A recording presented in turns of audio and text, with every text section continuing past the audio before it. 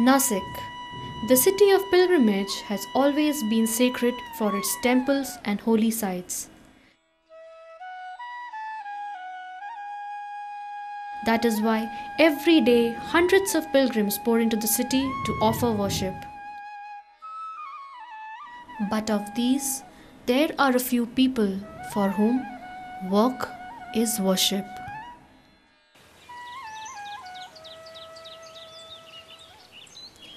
In recent times, the face of Nasik has been changing rapidly.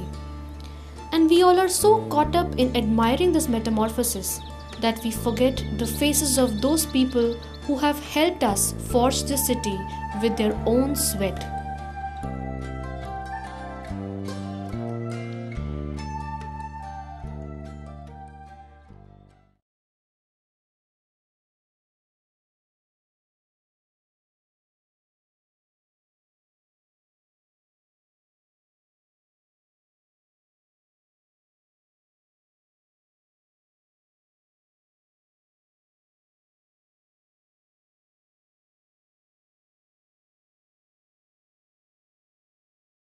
Back in their villages, these laborers face hunger and poverty.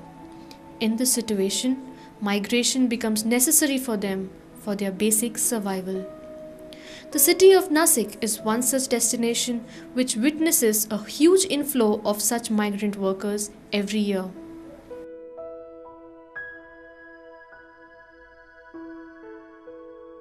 Migration हे नाशिकमध्ये मोठ्या प्रमाणावरती आहे. त्याच्यामध्ये त्याचं कारण असे आहे की नाशिक हे ॲग्रिकल्चर सेक्टरमध्ये, कन्स्ट्रक्शनमध्ये आणि हॉटेल इंडस्ट्रीमध्ये बाहेरून लोक मायग्रंट होऊन येतात.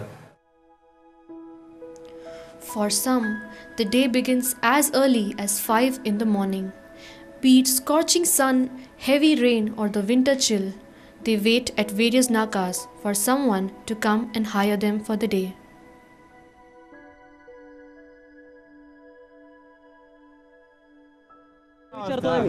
काय काम आहे मग तो काम सांगणार आपल्याला. म्हणजे जरी तिथं 2च माणसं जरी काम असलं तर जवळ 50 माणसं आम्ही त्याच्या बाजूने जमा होतो. जो माणूस त्याच्या समोर जो बोलणार तोच त्याच्या बरोबर जाणार. बाकीचे जे समोर बाजूने उभे आहेत ते राहून जाणार. The migrants are often left alone to take care of themselves. They come here with a dream of a better life. But soon they realize that this dream is far from reality. 2 दिवसपासून भुके मरून राहिलो. कोणी खायला दिलं का? आता तुम्ही कोणी देणार आहे का मला 1 रुपया? बोला. एवढंच माझा जवाब आहे, दुसरा काहीच नाही. आम्ही काय करतो, दारू पिऊन गुंग पडून जातो, कामं जाते, घरात अंधारा राहतो. उन्नती कशी होईल आमची? आम्ही उन्नती करायचे प्रयत्न आम्ही करायला पाहिजे. तुम्हाला सांगून तुम्ही का तुमच्या शेतले आम्हाला देणार आहे का? नाही देणार तुम्ही. ते आम्ही आमचीच करायला पाहिजे, आता त्यालाच कळायला पाहिजे. महिन्याचे 30 दिवस असतात पण आम्हाला 20 दिवस काम भेटतं. 10 दिवस घरी बसावं लागतं. आम्हाला आजचा दिवस बेर आहे. आजचं काम लागलं तर आम्ही खाऊ. आणि महागाई पण एवढी झालेली आहे तर आम्हाला परवडत पण नाही. 300 मध्ये 10-11 बजे तक बढ़ता, यहाँ पर नहीं मिलता था कि वापस जाओ डेरा पर. हाँ, हमारे को 150 मिलता था. यहाँ थे साफ सफाई करा जायल होतो ना 2 दिन बस. नहीं तो या कुंता बाया बुलिरिया की सिल्टिंग काम पर 200 रुपये रोज. पण हमें काही लागेल नहीं है. अभी 15 दिन वही जा घर होते. नहीं खाने पीने के भी नहीं पैसा आता. कर दो जाए तो भागा लो. काम धंदा नहीं लागे तर काय. ज्या दिवशी आता घरामध्ये त्यांना खायला नाही, त्या माणसाने काय करायला पाहिजे? त्याला कसलंही काम लागू, 150चं लागू, 200चं लागू, पण त्याचा विचार करा तो स्वतःचा की बाबा आजच्या आपले लेकरं बाळ उपाशी राहू नये, आपण एवढंच खायला पाहिजे. त्यासाठी तो जातो. पण सर्वांचं नुकसान झाल्यामुळे त्यांना लोकांना काय वाटतं सर्वांना की बाबा हा एवढ्यामध्ये गेला म्हणजे आपला घाटा होतो, म्हणून यावरून वाद निर्माण होतोच आहे. बाईला आणि माणसाला रोजंदारीमध्ये कष्टापेक्षा पैसा खूप कमी मिळतो. त्यातली त्यात काही वेळेस ठेकेदार थोडीसा त्रास पण देतात. काही वेळेस पैसे 2 भेटतात, काही वेळेस भेटत पण नाही. मोती कॉलेजला आम्ही कामाला गेलो. इथनं 8 लोक गेलो आम्ही. दिवसभर काम करायला लावलं. संध्याकाळी फोन केला आम्ही. आम्हाला शिव्या देत होता. काय करता करून घ्या, पैसे काय देणार नाही आम्ही. आणखी पैसे नाही मिळाले आम्ही. मग एखादा चांगला असत तर 200 रुपये देतो, नाही तर मग घे 50 रुपये, ये उद्या कामाला बी लावत नाही, पैसे बी देत नाही आगल्या दिवसाचे. नाक्यावर महिलांना काम तर कमी भेटतं. आणि नाक्यावर ठेकेदार काय करतात, एकच बाई पाहिजे महिलांना, एकटी महिला कामाला जात, तिचा भरोसा नाही कोणावर. कामाला अशी परिस्थिती आम्हाला आहे का राहायला वेळेवर घर नाही, घर नसल्यामुळं जमीन नाही, आणि जमीन नसल्यामुळं मग आम्हाला इकडं कामावर बागानला यावं लागतं. बागानला आल्यानंतर मग आम्हाला काही शेट खालून उचल घ्यावा लागते, ती उचल फेडायची का घरी पोटाला न्यायचा का पोरांना खायला घालायचा का कपडी करायची. म्हणजे आमचा जे जीवन आहे ते फार बेकार अवस्थेत जीवन आहे आमचा. बायकोला वेळेवर कपडी नाही, पोरांना कपडी नाही. अपेक्षा तर अशी राहते का काही डागडागिने करावे काय, पण करायचा काहीच होऊ शकत नाही. आम्हाला उचल घेतलेली उचल तीच फिटत नाही तर आपण दवाखान्यांचं काय देणार. We may feel that education might solve most of their problems. We may wonder what stops them from getting a secure job for themselves. But the workers feel that this is easier said than done. कंपनीमध्ये जर गेला ना, आम्ही आता माझ्या मित्राला घेऊन गेलो होतो कंपनीमध्ये, म्हणा तुला काय अनुभव आहे कामाचा, अनुभव विचारता आणि मग काय घेते नाही असं. आणि घेतलं तरी काय पेमेंट किती आहे, 150-200 रुपये 12 घंटेचे पेमेंट आहे. त्याच्यामुळं मग हे चांगले ना, म्हणजे इकडे 250 रुपये भेटता, तेवढं चांगले मेहनत आहे फक्त तेवढी. करणार शिकून काय उपयोग. आमच्या आईवडिलांना प्रश्न पडला माझ्या भावाला शिकवायचा का नाही. आता मी एवढं शिकलो, माझे आईवडील का अरे 12 शिकल्याला काय शिकवायचं उपयोग, कामच करणार आहे. Often perceived as outsiders, people see migrants to be a problem rather than seeing the problems of the migrant. Nothing comes easy for the migrant workers. They have to fight even for their very basic needs. Open प्लेसवरती त्यांचं सगळं आणलेलं भांडी कपडे वगैरे ते सगळं असतात आणि ते ठेवून ती तिथे राहतात. तर त्याच्यामध्ये कोणत्याही प्रकारची कामासाठी सिक्युरिटी नाही आहे. त्यांचं सामान ठेवण्यासाठी सिक्युरिटी, जी आलेल्या मुलांसाठी जर कोणी एज्युकेशनचा मुद्दा आहे हा कुठल्याही प्रकारचं गव्हर्नमेंट घेत नाही आहे.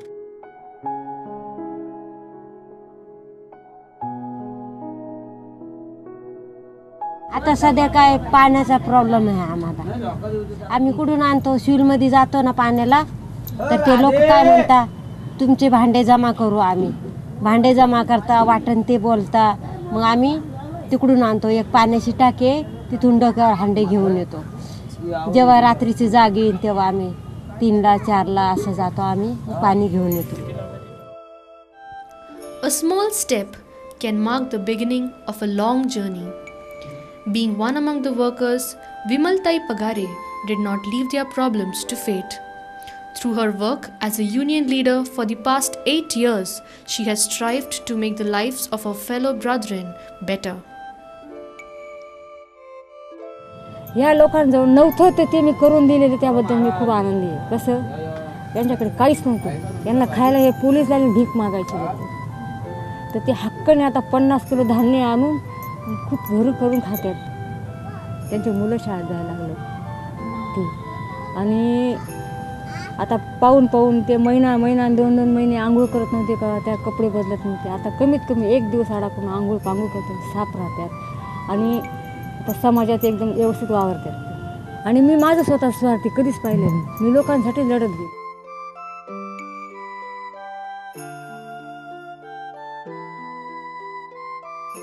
नाक्यावर त्यांना एक असं फिरता, एक संडास म्हणा, एक पिण्यासाठी नळ, आणि तिथं उभं राहायसाठी एक शेड बांधला पाहिजे नाक्यावर. The journey sure has begun, but the well-being of these people still seems to be a distant reality. The society and the government must also chip in. Their contribution is very important. Maharashtra शासनाने एक कल्याणकारी मंडळाची स्थापना करून या असंघटित क्षेत्रात काम करणाऱ्या कामगारांना एक कल्याण मंडळाच्या द्वारे आर्थिक मदत, काही शासकीय योजना देण्याचं जाहीर केलं असून त्याची नोंदणी सुरू केलेली आहे. शासनाने जे बिल्डर, कॉन्ट्रॅक्टर, ठेकेदार आहे यांच्या बिलामधनं 1% शेष कापून आणि हा फंड जमा केला आहे कल्याण मंडळासाठी बांधकाम मजुरांच्या. या फंड्समधनं या मजुरांच्या आर्थिक गरजा भागवणे, त्यांच्या ज्या महिला असतील, या मजूर महिला यांची जर डिलिव्हरी असेल त्यांना 5,000 रुपये देण्याचं शासनाने मान्य केलेलं आहे. कामगाराचा अचानक मृत्यू झाला कामावरती तर ताबडतोब त्याला 5,000 रुपये अंत्यविधीसाठी दिले जाणार आहेत। मजुरांच्या मुलांच्या शिक्षणासाठी आर्थिक मदत करायची, अशा प्रकारच्या या योजना आज शासनाच्या विचाराधीन आहे। ग्रीव्हन्स हँडलिंग, तक्रार निवारण मंच हे जे आहे तर ते असं 2 नाक्यांवरती आम्ही ती पेटी लावली, त्याच्यामध्ये ज्या काही तक्रारी, कुणी पैसे बुडवले असतील, कुणाला मारहाण झाली असेल, कुणाची लैंगिक छळ झाले असतील, तर लेबर कमिशनरच्या थ्रू आम्ही त्या सॉल्व्ह करायचा प्रयत्न करतो।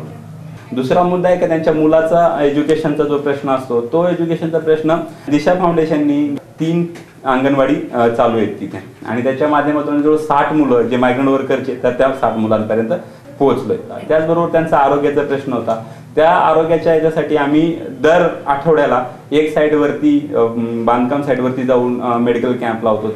त्याचबरोबर त्यांचं फायनान्शियल इन्क्लुजनचा भाग आला तर त्याच्यावरती आम्ही जिथे जिथे बांधकाम साईट आहे किंवा जिथे जिथे नाके आहे तिथे जाऊन फायनान्शियल लिटरसी एक आमचं एक मॉड्यूल आहे, आणि त्यामध्ये बचत कशी करायची तर या विषयावरती आम्ही त्यांना अवेअरनेस करत, त्यांचा अवेअरनेस वाढवत असतो। त्यांचा जो काही जगण्याचा जो हक्क आहे तो डावलला जातो, म्हणजे आपण त्यांचं कॉन्स्टिट्युशनल राईट्स जे आहेत ते त्यांचे डावलले जातात। त्यांचं जगणं म्हणजे माणसाप्रमाणे नसून ते एका जनावरांसारखी त्यांची बोली लावली जाते मजूर नाक्यावरती, आणि आर्टिकल 21A हे व्हायलेशन आहे। त्यांचा GDPचा जो रेट आहे भारताचा 8%, त्याच्यामध्ये 60%च्या पेक्षा जास्त योगदान ह्या असंघटित मजुरांचं होत असूनही ह्या लोकांना योग्य न्याय मिळत नाही। ते काही महानगरपालिकेच्या अंतर्गत ज्या सुविधा मिळाल्या पाहिजेत, कारण यांच्या माध्यमातूनच शहराचा विकास होतो, आणि हे खरे सिटी मेकर्स आहेत। तर हा विशाखा गाईडलाईन जो सेक्शुअल हॅरॅसमेंट ॲट वर्कप्लेस जो आहे ते सुद्धा संघटित क्षेत्रामध्ये आहेत। त्या महिलांचं सुद्धा जिथे जिथे सेक्शुअल हॅरॅसमेंट होते तिथे सुद्धा ह्या सुप्रीम कोर्टाचं जे जजमेंट आहे त्याची अंमलबजावणी व्हावी।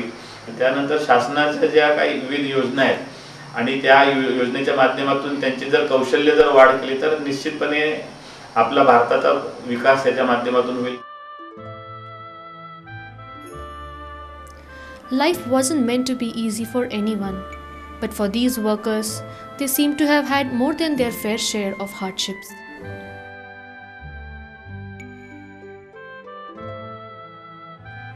In spite of this, the laborers teach us something very important. If life gives you a reason to cry, you have to find 100 reasons to smile. And maybe this smile is kindled by a flicker of small hope, a hope for a better tomorrow.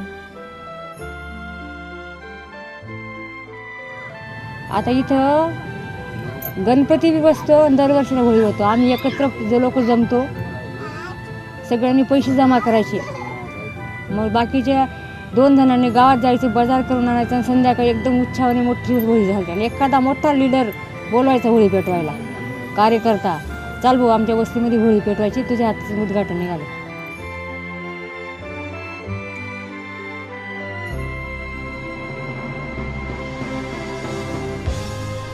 But for how long will they be left alone to fight their own battle? What are we going to do about it?